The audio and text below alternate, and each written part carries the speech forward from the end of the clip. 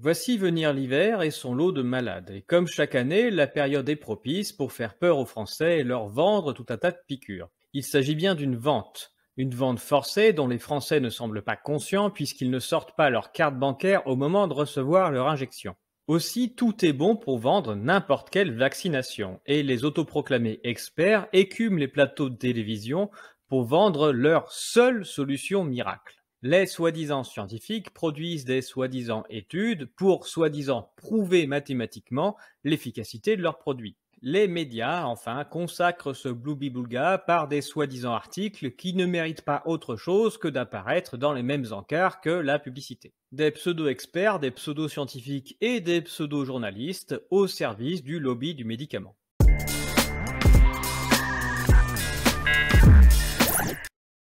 Voilà ce qu'annonce en grande pompe le Figaro ce mercredi 19 octobre.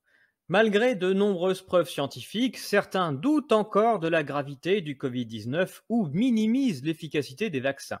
Ces deux points sont très clairement prouvés par une large étude sur l'espérance de vie moyenne dans 29 pays entre 2019 et fin 2021, notamment en Europe et aux États-Unis, publiée lundi dans la revue Nature Human Behavior.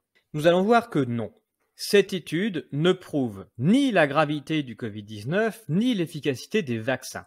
Comme toutes les études de ce genre, statistiques et modèles sont dévoyés et servent toujours le même but, faire peur et vendre. Pour ce faire, les auteurs se servent des statistiques disponibles, non pas pour questionner le vécu et progresser, mais pour appuyer leur théorie. Le Covid-19, c'est très grave et les vaccins sont sûrs et efficaces. Autant lorsqu'on met en évidence des effets indésirables graves, on obtient une fin de non-recevoir en nous disant corrélation n'est pas causalité, autant quand c'est pour vendre, on peut y aller.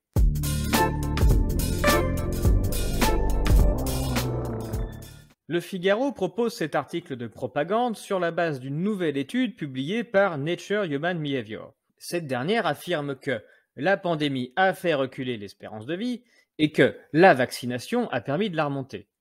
Une fois n'est pas coutume, cette étude est basée sur les statistiques de décès toutes causes confondues, comme il convient de le faire pour analyser les événements impactant la mortalité. On regrette juste que l'indicateur choisi soit celui de l'espérance de vie, dont nous avons déjà discuté des désavantages. Il convient plutôt d'utiliser un taux de mortalité standardisé, Age Standardized Mortality Rate ou Standardized Death Rate, comme préconisé par l'OMS ou Eurostat. Comme nous l'avons déjà montré, la hausse de mortalité de 2020 a finalement été faible, à condition de faire l'effort de standardiser les décès et de ne pas comparer brutalement le nombre de morts d'une année sur l'autre. Les Européens sont de plus en plus nombreux et de plus en plus vieux. Le record du nombre de décès est donc battu presque chaque année. Une fois que l'on standardise les décès pour prendre en compte l'augmentation de la population et le vieillissement, on constate que la hausse de 2020 n'a concerné que quelques pays et seulement sur les tranches d'âge les plus élevées. Pour la France, par exemple, en orange foncé, et comme tous les pays en orange foncé, l'année 2020 est en fait la 6e année la moins mortelle de toute l'histoire. Pour la totalité des pays européens, 2020 est une année dans la norme de la décennie. Et au pire, c'est juste la 10e année la moins mortelle de toute l'histoire du pays. Pour certains pays, ceux qui n'ont pas paniqué comme l'Allemagne et tous les pays scandinaves qu'on voit ici en orange très clair, c'est même une année record de sous-mortalité.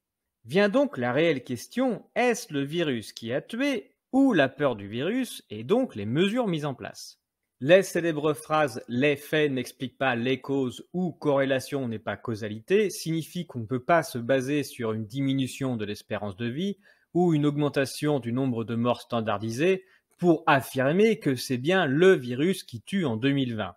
L'année 2020 n'a pas été marquée que par l'apparition d'un nouveau virus, mais par toute une série de mesures sanitaires qui ont complètement désorganisé l'accès aux soins dans un certain nombre de pays. On s'étonne par exemple que la pandémie mondiale se soit arrêtée aux frontières de l'Allemagne qui n'a justement pas mis en place de mesures coercitives en mars 2020, ou encore que la Suède soit proche de battre un record de sous-mortalité.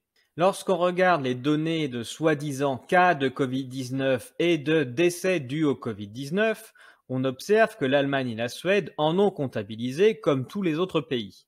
S'ils ont autant de morts Covid-19 que les autres, pourquoi n'ont-ils pas plus de morts que les autres années, et même plutôt moins?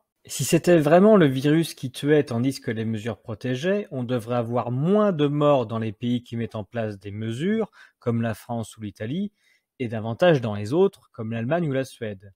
On observe exactement l'inverse. En fait, l'étude avoue que les données estampillées Covid-19 sont parfaitement inexploitables et montrent des incohérences massives. On traduit, l'enregistrement incohérent des décès dus au Covid-19 dans les pays complique toute analyse d'attribution des causes de décès, y compris la nôtre. Nous avons trouvé une mortalité plus faible que prévu due à des causes autres que la Covid-19 en 2021, en Belgique, en Angleterre et au Pays de Galles, en France et en Slovénie. On ne sait pas si ces résultats sont le résultat d'une définition trop large des décès liés au Covid-19 ou indiquent une véritable baisse de la mortalité non liée au Covid, en raison par exemple d'un déplacement de la mortalité ou de l'absence de décès dû à la grippe. Pour la France, un surcomptage des décès dus au Covid-19 semble peu probable car les données sous-jacentes sur le nombre de décès dus au Covid-19 utilisés proviennent de Santé publique France qui utilise une définition très stricte du décès dû au Covid-19.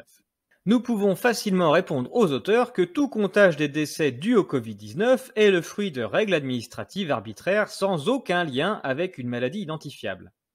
Ces données sont parfaitement inexploitables dans tous les pays suivant la nomenclature imposée par l'OMS, dont la France. Nous avons montré que les nombres de vies sauvées par la restriction des déplacements est parfaitement ridicule par rapport au total des soi-disant morts du Covid-19, et que la disparition des statistiques de grippe ne signifie qu'une seule chose, on attribue désormais tous les morts par infection respiratoire aiguë à la Covid-19 alors qu'avant on les attribuait à la grippe. Tout le monde semble d'accord sur le fait que les statistiques de décès toutes causes confondues ne permettent pas par définition d'attribuer la cause de décès, et que de l'autre côté, les statistiques estampillées Covid-19 sont parfaitement inexploitables. Les statistiques de la Norvège, de la Suède ou de l'Allemagne nous montrent qu'on peut compter tout un tas de décès dus à la Covid-19 sans jamais enregistrer la moindre hausse de mortalité significative. En revanche, du côté des mesures sanitaires, nous avons tout un tas de sources fiables et officielles qui nous permettent de comptabiliser le nombre de pertes de vie humaines qu'elles ont engendrées.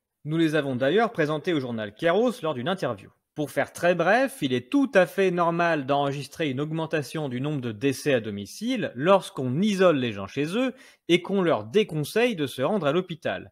Le nombre d'interventions pour urgence cardiaque et urgence AVC s'est effondré pendant les confinements. Le nombre de vies perdues à cause de cette décision est quasiment égal à la surmortalité à domicile sur la période. Il est également tout à fait normal d'enregistrer une hausse de décès à l'hôpital lorsqu'on demande aux gens, en cas de maladie respiratoire, de ne pas consulter le médecin et de laisser la situation s'aggraver. Le nombre de décès pour Covid-19, le jour même de l'arrivée à l'hôpital, est dramatiquement élevé.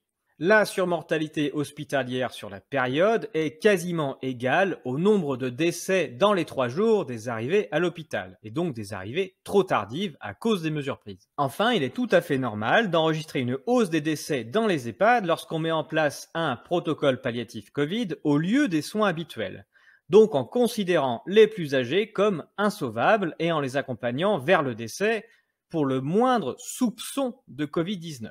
La surmortalité dans les EHPAD sur la période est parfaitement égale à ce qu'on peut estimer comme le nombre de personnes ayant bénéficié d'un protocole palliatif Covid.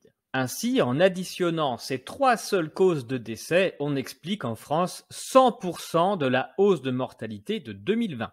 Nous ne pouvons pas écarter l'hypothèse que si le gouvernement n'avait pas mis en place ces mesures délétères, alors nous aurions, nous aussi, vécu une année de très faible mortalité, comme l'Allemagne ou les pays scandinaves. Donc non, cette étude ne prouve en aucun cas que c'est le Covid-19 qui tue.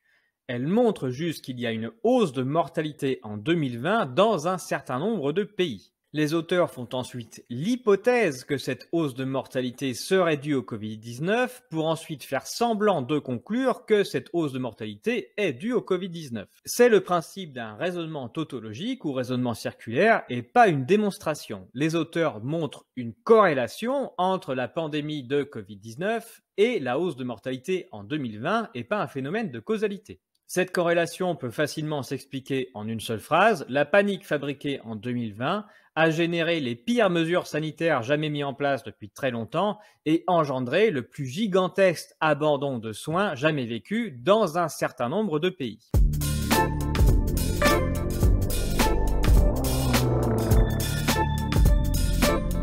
À la lumière de ce que nous venons de voir, il est tout à fait normal que l'année 2021 remonte un peu la pente en termes de mortalité, puisque l'arrivée de la vaccination correspond à la fin des pires mesures sanitaires.